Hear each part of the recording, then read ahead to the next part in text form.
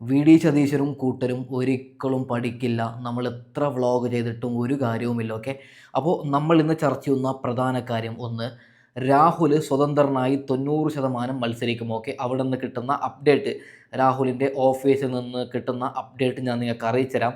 അതിനുശേഷം സന്ദീപ് വാര്യർ നല്ലോണം കടുപ്പിച്ച് V D സതീശനോട് ഒരു കാര്യം പറഞ്ഞിട്ടുണ്ട്. അതായത്, ഞാൻ ചത്താലും പാലക്കാടിൽ രാഹുലിൻ്റെ മണ്ണിൽ ഞാൻ മത്സരിക്കില്ല എന്നാണ് സന്ദീപ് വാര്യർ പറഞ്ഞത്. അതിൻ്റെ കാരണം, അതായത് സന്ദീപ് വാര്യർ അതിൻ്റെ കാരണം കൂടി പറയുന്നുണ്ട്. അത് ഞാൻ പറഞ്ഞുതരാം. ഓക്കെ, അതിനുശേഷം ഇപ്പോൾ വി ഡി സതീശൻ ആലോചിക്കുന്നത് ഷാഫിയെ കളത്തിലിറക്കിയാലോ എന്ന്. രാഹുൽ ഉറപ്പായിട്ടും മത്സരിക്കും, അപ്പോൾ രാഹുലിൻ്റെ എതിരാളിയായി ഷാഫിയെ ഇറക്കിയാലോ. ഇന്നലെ രാഹുലും വി ഡി സതീശനും ഫോണിൽ സംസാരിച്ച കാര്യം ഞാനൊരു വീഡിയോ ഇട്ട് പറഞ്ഞതാണ്. അപ്പോൾ രാഹുലിനോട് വി ഡി സതീശൻ പറഞ്ഞത്, ഹൈക്കോടതി മുൻകൂർ ജാമ്യം നിനക്ക് തരികയാണെങ്കിൽ ഞങ്ങൾ പാർട്ടിയിൽ തിരിച്ചെടുക്കാമെന്നാണ് വി ഡി സതീശൻ പറഞ്ഞത്. നമുക്കെല്ലാവർക്കും അറിയാം, നിർഭാഗ്യവശാൽ ഹൈക്കോടതി ഇന്നലെ പറഞ്ഞത് 21-ാം തീയതിക്കാണ് കേസ് ഇനി അടുത്തതായി പരിഗണിക്കുന്നത്. അതായത് നമ്മുടെ ജഡ്ജി സാറ് ജാമ്യാപേക്ഷ, അതായത് രാഹുലിന് ജാമ്യം കൊടുക്കുന്ന സമയത്ത് അതിജീവിത കരഞ്ഞുകൊണ്ട് പറയുകയാണ്, കൊടുക്കല്ലേ കൊടുക്കല്ലേ, എൻ്റെ ജീവന് ഭീഷണിയാണ്, എനിക്ക് മെസ്സേജ് വരുന്നുണ്ട്, രാഹുലിൻ്റെ കുറേ ഫ്രണ്ട്സ് എന്നെ മെസ്സേജ് അയച്ച് ഭീഷണിപ്പെടുത്തുന്നേ, അങ്ങനെയൊക്കെ ജഡ്ജി സാറിനോട് പറഞ്ഞപ്പോൾ ജഡ്ജി സാർ പറയുകയാണ്, ഓക്കെ നീ തെളിവ് കൊണ്ടുവാ, രാഹുലിൻ്റെ ഏത് ഫ്രണ്ടാണ് നിന്നെ മെസ്സേജ് അയച്ചത്, അതിൻ്റെ തെളിവ് നീ കൊണ്ടുവാ, അതിന് വേണ്ടിയിട്ട് 21-ാം തീയതി വരെ സമയം കൊടുത്തു. അപ്പോൾ വി ഡി സതീശൻ അതൊരു കാരണമായി. വി ഡി സതീശൻ രാഹുലിനോട് പറഞ്ഞു, ഒരിക്കലും ഞങ്ങൾ നിനക്ക് സീറ്റ് തരൂല എന്ന്.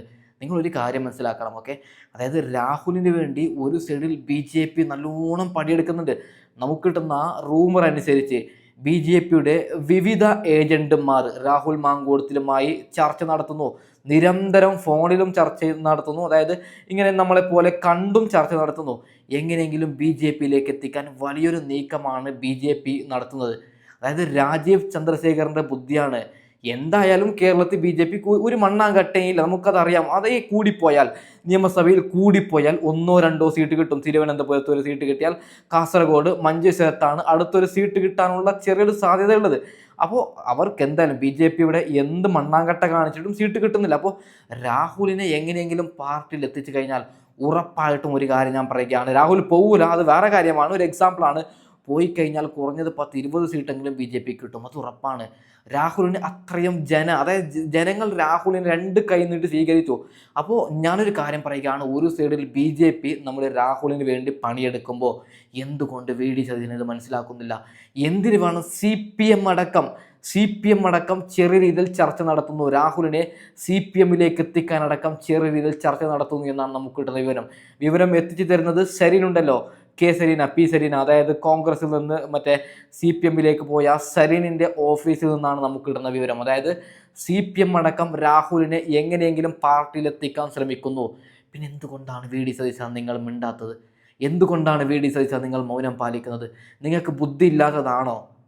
ഒരു കാര്യം, വി ഡി സതീശൻ്റെ ഫോളോവേഴ്സ് വെല്ലുവിളിക്കുകയാണ്, നിങ്ങൾ മത്സരിച്ച് കഴിഞ്ഞാൽ നിങ്ങളെ ഞങ്ങൾ തോൽപ്പിക്കും. അതിൻ്റെ കാരണം പറയുന്നത് രാഹുൽ മാത്രമാണ്. രാഹുലിനൊരു ആപത്ത് സംഭവിച്ചപ്പോൾ നിങ്ങൾ കൂടെ നിൽക്കാത്തത് കൊണ്ട് വി ഡി സതീശ, ഞങ്ങൾ നിങ്ങൾക്ക് വോട്ടിടൂല എന്ന് വി ഡി സതീശൻ്റെ മണ്ഡലത്തിന് പോലും വി ഡി സതീശന് ഭീഷണി വരികയാണ്. ഇത്രയധികം പ്രശ്നം വി ഡി സതീശന് വരുമ്പോൾ വി ഡി സതീശൻ എന്തുകൊണ്ട് മനസ്സിലാക്കുന്നില്ല? അപ്പോൾ നമ്മൾ വിഷയത്തിലേക്ക് അടക്കാം. രാഹുലിൻ്റെ ഓഫീസിൽ നിന്ന് നമുക്ക് കിട്ടുന്ന വിവരം, രാഹുൽ പ്രധാനമായും കോൺഗ്രസ് നേതാക്കളോട് പറഞ്ഞത്, എനിക്ക് സീറ്റ് വേണ്ട, എനിക്ക് വലിയ മുഖ്യമന്ത്രി ആവണ്ട, എനിക്ക് MLA ആവണ്ട, എനിക്കൊരു മന്ത്രിയുമാവണ്ട, പക്ഷേ കൂട്ടത്തിൽ നിങ്ങൾ എന്നെ കൂട്ടണം. പാർട്ടിയിലില്ലെങ്കിലും ആരാണ് മറ്റേ പാലക്കാടിൽ മത്സരിക്കുന്നത്, അതിന് വേണ്ടിയിട്ടുള്ള ചർച്ച ചെയ്യുമ്പോൾ എന്നെ വിളിക്കണമെന്നാണ് രാഹുൽ പറഞ്ഞത്. പക്ഷേ കോൺഗ്രസ്സുകാർ അതിന് മുതിർന്നില്ല. കോൺഗ്രസിൻ്റെ മുരളീധരൻ, ഇപ്പോൾ ആ വിഷയത്തിലേക്ക് ഞാൻ വരാം. മുരളീധരൻ കുറച്ച് കാര്യങ്ങൾ പറയുന്നുണ്ട്, ആ വിഷയം ഞാൻ ചർച്ച ചെയ്യാം. ഓക്കെ, അപ്പോൾ കോൺഗ്രസ് രാഹുലിനെ മൈൻഡ് ചെയ്യാത്ത സ്ഥിതിക്ക് രാഹുൽ ഒരു തീരുമാനമെടുക്കുകയാണ്, ഉറപ്പായിട്ടും സ്വതന്ത്രനായി ഞാൻ മത്സരിക്കുമെന്നാണ് രാഹുലിൻ്റെ ഓഫീസിൽ നിന്ന് രാഹുൽ പറഞ്ഞ കാര്യം, നമുക്ക് പറഞ്ഞ വിവരം ഞാൻ നിങ്ങളിലേക്ക് എത്തിക്കുന്നത്. സ്വതന്ത്രനായി മത്സരിച്ചാൽ എന്താവും? ഒന്നെങ്കിൽ ബി ജെ പി ജയിക്കും, അല്ലെങ്കിൽ രാഹുൽ ജയിക്കും, രണ്ടിലൊന്ന് ജയിക്കും. സി പി എമ്മും ജയിക്കൂല, കോൺഗ്രസും ജയിക്കൂല. ഞാൻ വിചാരിക്കുന്നത് രാഹുൽ ജയിക്കുമെന്നാണ്, നല്ല ഭൂരിപക്ഷത്തിൽ രാഹുൽ ജയിക്കുമെന്നാണ്. കാരണം ജനങ്ങളല്ലേ, മലയാളികളല്ലേ, ബുദ്ധിയുണ്ടല്ലേ. അതായത് സാധാരണക്കാരായ അമ്മമാർ, ഇപ്പോൾ അതായത് ഒരു റിപ്പോർട്ടർ ചാനലിൻ്റെ താഴെ വന്ന കമൻ്റാണ് ഞാൻ കണ്ടത്. ഒരു അമ്മ കമൻ്റ് ഇടുകയാണ്, ഞാൻ പാലക്കാടിലെ അമ്മയാണ്, ഞാൻ BJP കാരിയാണ്, പക്ഷേ രാഹുലിനോട് ഇത് ചെയ്യുന്നത് ക്രൂരത. രാഹുലിനെ സ്വതന്ത്രനാക്കി മത്സരിച്ചാൽ ഞങ്ങൾ വോട്ടിടുമെന്ന് ആ അമ്മ പോലും പറയാനുള്ള കാരണം എന്താണ്?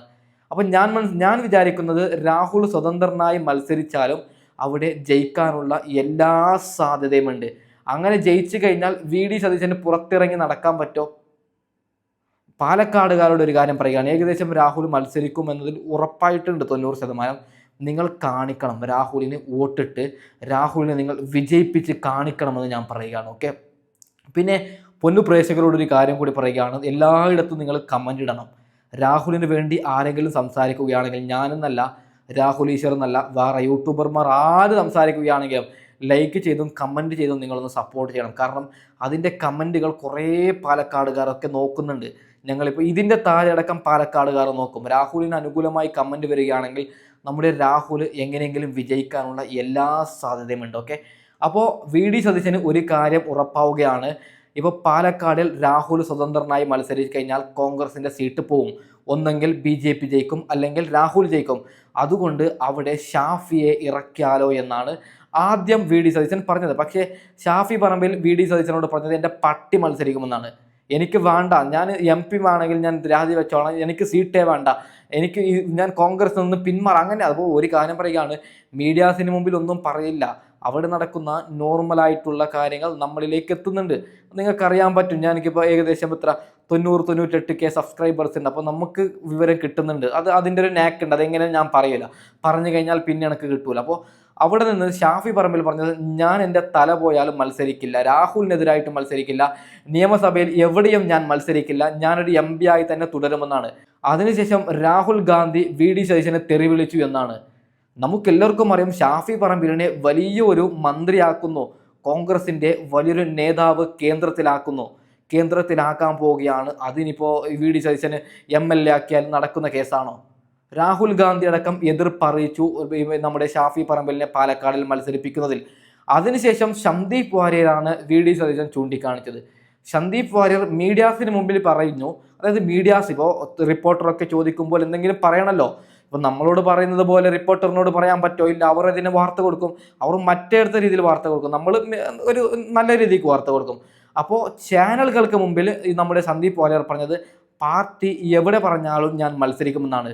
പിന്നിൽ സന്ദീപ് വാര്യർ പറഞ്ഞത്, പാലക്കാടിൽ ഞാൻ മത്സരിക്കില്ല, ചത്താലും രാഹുലിൻ്റെ എതിരാളിയായി ഞാൻ മത്സരിക്കില്ല, അവിടെ യോഗ്യൻ രാഹുലാണ്, രാഹുലിനെ ഞാൻ ഒരിക്കലും ചതിക്കില്ല എന്നാണ് സന്ദീപ് വാര്യർ പറഞ്ഞത്. മുരളീധരൻ പറയുകയാണ്, ഞാൻ മത്സരിച്ചോളാം, എനിക്കൊരു പ്രശ്നവുമില്ല, ഞാൻ മത്സരിച്ചാൽ ചിലപ്പോൾ ജയിക്കും, എന്നെ മത്സരിപ്പിക്കൂ എന്നാണ് മുരളീധരൻ പറഞ്ഞത്. ഞാൻ പാലക്കാടിൽ മത്സരിക്കാൻ റെഡി, തയ്യാറെന്നാണ് മുരളീധരൻ പറഞ്ഞത്. എന്താണല്ലേ? മുരളീധരനോടൊരു കാര്യം പറയുകയാണ്, ഏറ്റവും കൂടുതൽ നമുക്ക് കിട്ടുന്ന റൂമർ അനുസരിച്ചിട്ടൊക്കെ ഏറ്റവും കൂടുതൽ എതിർപ്പറിയിക്കുന്നത് മുരളി മാത്രമാണ് രാഹുലിന് വേണ്ടി. അതായത് രാഹുൽ എങ്ങനെയെങ്കിലും ചിത്രത്തിൽ ഇല്ലാതാവണമെന്ന് ആഗ്രഹിക്കുന്ന ഒരൊറ്റ ഒരാളുണ്ടെങ്കിൽ അത് മുരളീധരൻ മാത്രമാണ്. ഓക്കെ, അപ്പം ഞാൻ പറഞ്ഞു വരുന്നത്, ഞാൻ പേഴ്സണലി ആഗ്രഹിക്കുന്നത് കോൺഗ്രസ് 2026 അധികാരത്തിൽ വരണം. കാരണം പിണറായി വിജയൻ മൂന്നാമത് അധികാരത്തിൽ വന്നാൽ നമ്മളെല്ലാവരും ആത്മഹത്യ ചെയ്യേണ്ടി വരും, എവിടേക്കെങ്കിലും ഓടേണ്ടി വരും. അത് എനിക്കും അറിയാം, നിങ്ങൾക്കും അറിയാം. ഓക്കെ, അതുകൊണ്ട് പിണറായി വിജയൻ എങ്ങനെയെങ്കിലും ഇല്ലാതാവണം, നമ്മുടെ കോൺഗ്രസ് അധികാരത്തിൽ വന്ന് നല്ലൊരു മുഖ്യമന്ത്രി ആവണമെന്നാണ് ഞാൻ പേഴ്സണലി ആഗ്രഹിക്കുന്നത്. വി സതീശൻ മുഖ്യമന്ത്രി ആവണ്ട എന്നാണ് ഞാൻ പേഴ്സണലി വിചാരിക്കുന്നത്. ശശി തരൂർ ആയാലും, പിന്നെ ശശി തരൂർ ആവുന്നു എന്ന് അറിയുമ്പോൾ കുറേ പ്രേക്ഷകർ കമൻ്റ് ഇടുന്നത്, അദ്ദേഹം BJPക്ക് പോയാലോ എന്ന്. അദ്ദേഹത്തിന് അങ്ങനെ ഒരു ഡബിൾ സ്റ്റാൻഡ് ഉണ്ട്, ഇടയ്ക്കിടയ്ക്ക് പറയാൻ പറ്റൂല. അതുകൊണ്ട് ശശി തരൂർ നല്ലൊരു മനുഷ്യനാണ്. ശശി തരൂർ എങ്ങാനും മുഖ്യമന്ത്രി ആയിക്കഴിഞ്ഞാൽ കേരളം വികസിക്കും, അതിൽ തർക്കമില്ല. പക്ഷെ അദ്ദേഹം പാർട്ടിയിൽ, കോൺഗ്രസിൽ നിലനിൽക്കുമോ എന്നതൊരു ചോദ്യം തന്നെയാണ്. ഓക്കെ, അതുകൊണ്ട് ശശി തരൂരിനെ മുഖ്യമന്ത്രി ആക്കൂല, ശശി തരൂരിനെ അതായത് MLA ഇപ്പോൾ MP സ്ഥാനം രാജിവെച്ച് MLA മത്സരിപ്പിക്കൂല എന്നാണ് ഞാൻ പേഴ്സണലി വിചാരിക്കുന്നത്. രാഹുൽ ഗാന്ധിയൊക്കെ അതായത് കേന്ദ്രത്തിൽ നിന്ന് അനുമതി കിട്ടൂല എന്നാണ് ഞാൻ പേഴ്സണലി വിചാരിക്കുന്നത്. ശശി തരൂരിന് ഒരു വിശ്വാസമില്ല കോൺഗ്രസിലേക്ക്. അതിനുശേഷം ആരാണ് മുഖ്യമന്ത്രി ആവുക എന്ന് ചോദിച്ചു കഴിഞ്ഞാൽ വി സതീശൻ ആവണ്ട എന്നാണ് ഞാൻ പേഴ്സണലി വിചാരിക്കുന്നത്. നല്ലൊരു യുവ നേതാവ് വരട്ടെ എന്നാണ് ഞാൻ പേഴ്സണലി വിചാരിക്കുന്നത്. ഒരു കാര്യം കൂടി പറയുകയാണ്, വി സതീശൻ ഒരു കാര്യം കൂടി പറഞ്ഞിട്ടുണ്ട്. ഓക്കെ, നമ്മൾ രണ്ട് ഭാഗം കേൾക്കണം. അതായത് എന്തുകൊണ്ടാണ് രാഹുലിനെ പാർട്ടിയിലെടുക്കാത്തത്, എന്തുകൊണ്ടാണ് സീറ്റ് കൊടുക്കാത്തത്, അതിനുള്ള ഉത്തരം വി സതീശൻ തരുന്നുണ്ട്. അതും കൂടി ഞാൻ പറയാം. ഇല്ലെങ്കിൽ വി സതീശൻ്റെ ഓഫീസിൽ നിന്ന് ഈ വീഡിയോ കാണുന്നവർ പറയും, നീ എന്തിന് ഒരു ഭാഗം പറഞ്ഞു എന്ന് പറയും. അപ്പം ഞാൻ ആ ഒരു ഭാഗം കൂടി പറയുകയാണ്. അവർ പറയുന്നത്, വി സതീശൻ പറയുന്നത്, രാഹുലിന് പാലക്കാടിൽ ഞങ്ങൾ സീറ്റ് കൊടുത്തു കഴിഞ്ഞാൽ വീണ്ടും കേസ് വരും, ഉറപ്പാണ്.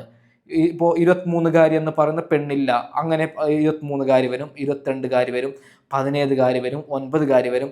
അങ്ങനെ വന്നു കഴിഞ്ഞാൽ തെരഞ്ഞെടുപ്പിൽ അയ്യപ്പൻ്റെ സ്വർണം കട്ട വിഷയം മുക്കും, ഒന്നുമില്ലാതെയാവും. രാഹുൽ മാങ്കൂട്ടത്തിൽ വിഷയം മാത്രം ചർച്ചയാവും.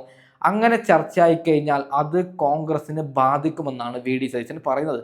അത് ശരിയുണ്ടോ എന്ന് ചോദിച്ചു കഴിഞ്ഞാൽ ശരിയുണ്ട്. പക്ഷേ രാഹുലിൻ്റെ ഒപ്പം നിൽക്കണ്ടേ? കോൺഗ്രസിന് ഇങ്ങനെ പറയാമല്ലോ VD സതീശന്, ഉമ്മൻചാണ്ടി സാറിന് ഇങ്ങനെ ഒരു ആരോപണം മുമ്പ് വന്നു, അത് അന്വേഷിച്ചപ്പോൾ ഉമ്മൻചാണ്ടി സാർ നിരപരാധി എന്നറിഞ്ഞു.